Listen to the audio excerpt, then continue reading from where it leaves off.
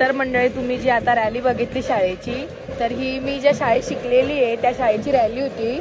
तर मी फर्स्ट स्टँडर्डपासून ते 7th स्टँडर्डपर्यंत मी सुरगाण्याला शिकले आणि नंतर 8th स्टँडर्डला मी नाशिकला गेले. तर ती त्या शाळेची रॅली होती, शाळा नंबर 2 जिल्हा परिषद. आणि जुन्या आठवणी जायला झाल्या की मी पण अशाच रॅलीमध्ये जायचे आणि पप्पा पण दरवर्षी माझ्या स्कूलमध्ये असायचे. पप्पा पण दरवर्षी झेंडा फडकवायला यायचे. Later that same evening. Good evening Divya. Divya high, hello कर. तर मंडळी तुम्ही बघितलं की मी सकाळी सुरगाण्याला आले. सकाळी मी आमच्या शाळेची रॅली पण दाखवली. तर मी कालच आले सुरगाण्याला आणि साक्षीताईन समीक्षा आता 5 वाजता आले. तर मी काल दीदीला बरं नव्हतं त्याच्यामुळे ती नाशिकला होती. सो त्यामुळे मला इकडे बाजार असल्यामुळे यावं लागलं आज. आणि मी उद्या सकाळी परत रिटर्न जाणार आहे. हां, आणि असं खूप वेळेस होतं की मी सुरगाण्याला येऊन जाते बट नेहमी शूट नाही करणं होत. म्हणजे आठवड्यातून 1-2 चक्कर किंवा मग 15 दिवसातून एकतरी चक्कर होतेच. सो तुम्हाला हा जो आवाज येत असेल मी कुठेतरी जाणार आहे, तुम्हाला तिकडे जाऊन दाखवते मी कुठे जाणार आहे. हा आवाज कुठला आहे ना. देऊ देऊ तू येतो? चल बाप्पा करायला जायचं, आपण जायचं ना. चला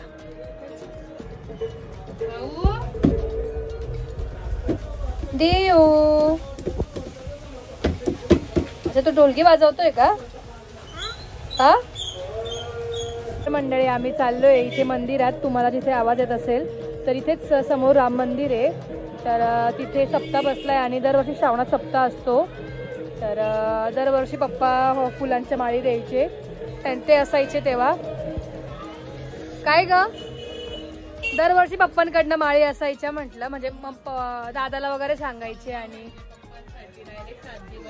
नो काहीच नाही, पप्पा फुल बिझी असायचे तिकडेच. आणि आज म्हणजे ह्यावेळेस पण सगळे म्हणत होते की पप्पांची खूप आठवण आली आणि खूप कमी तिथे जाणवली असं. आणि हो त्याच्यामुळे. आणि ह्या वेळेला जायचे तर डायरेक्ट रात्री 12लाच कीर्तन संपल्यावरच यायचे. आणि एवढे कीर्तनकार घरी जेवायला वगैरे भरपूर काय गोष्टी असायच्या. पण ह्यावर्षी पप्पा नाही तर थोडंसं आम्हाला मिसिंग वाटलं. मग म्हटलं चला फुलांच्या माळी तरी घेऊन जाऊया आपण, कशाला हे करायची. हा खंडन पाडायचा म्हणून आता आम्ही चाललोय तिकडे. तर येतो जाऊन आम्ही. देऊला घेऊन जातो. चल देऊ चला.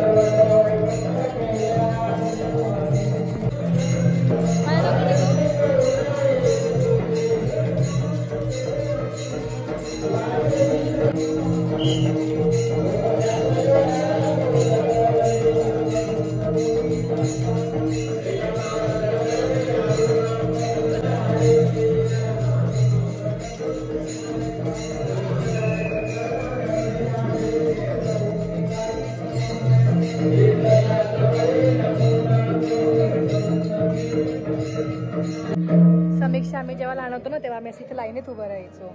आणि इथे आम्ही सप्त्याला यायचो ना बाबा. आम्ही यायचो आधी लहानपणी असं. इथे आम्ही भांडायचो ह्या कॉर्नरला उभं राहायला नेहमी.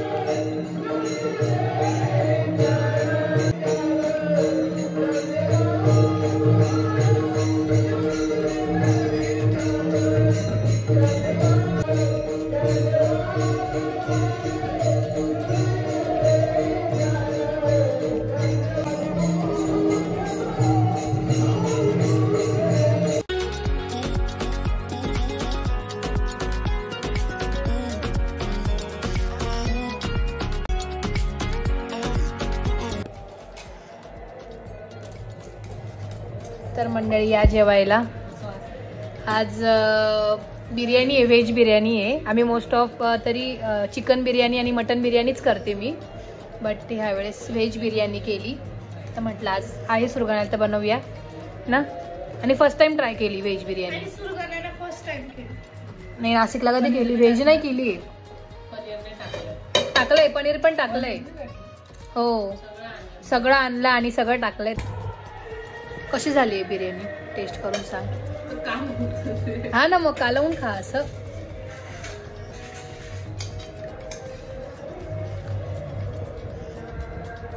चांगली झाली खरंच.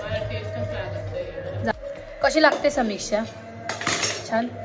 The next day. Good evening. तर मंडळी तुम्ही काल बघितलं की मी सुरगाण्याला होती आणि सुरगाण्यावरून मी आज सकाळी नाशिक आले आणि सकाळी कॉलेजला वगैरे गेले होते. सो आता मी इकडे गाडी घेऊन आले, वॅगनर घेऊन आली आहे इकडे पाथर्डी फाट्याला. CNGची प्लेट असते वॅगनरची, म्हणजे गाडीची ज्या पण CNG गाड्या असतात त्यांना प्लेट असतात, ती 3 वर्षांनी चेंज करावी लागते. सो ती एक्सपायर झाली होती, ती चेंज करण्यासाठी मी आता गाडी घेऊन आले इकडे. प्लेट चेंज करायला गाडी लावेल इथे आणि मग मी जाईल घरी. चला, अशा पद्धतीने ते टाकी काढून घेतील आणि नंतर ती साफ केली जाईल आणि मग परत लावली जाईल. तर मग आता मी टाकी काढून देते त्यांना आणि मी परत येईल गाडी घ्यायला. बरेच लोक असतील की त्यांना माहिती असेल पण आणि काय असतील असेल, मला पण माहिती नव्हतं हे. बट जेव्हा मी CNG टाकायला गेले तेव्हा मला कळालं की चेंज करावं लागतं असं. स्वतः आपण ते चेंज करूया, जाऊया घरी. चला. 4 hours later. तर मंडळी आता वाजले 7:30 आणि मी पुन्हा आली इथे आणि माझं जे काम होतं CNG गाडीचं ते झालं आहे ऑलमोस्ट. तर फक्त ते टाकी फिट करतील आणि माझ्यासोबत दादा पण आला आहे जोडीला. टाकी फिट केली याच्यात की झालं. अशा पद्धतीने ओपन केलं आहे, ते करून मग जाईल मी घरी.